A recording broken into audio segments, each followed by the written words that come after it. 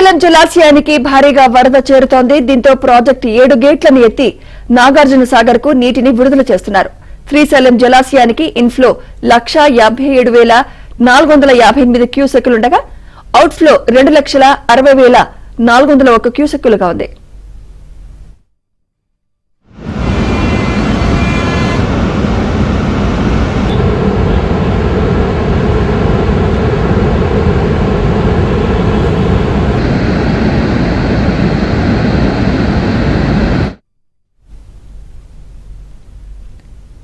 శ్రీశైలం పూర్తి స్థాయి నీటి నిలువ సామర్థ్యం 215 టీఎంసీలు కాగా ప్రస్తుతం 212.43 టీఎంసీలుగా నమోదైంది.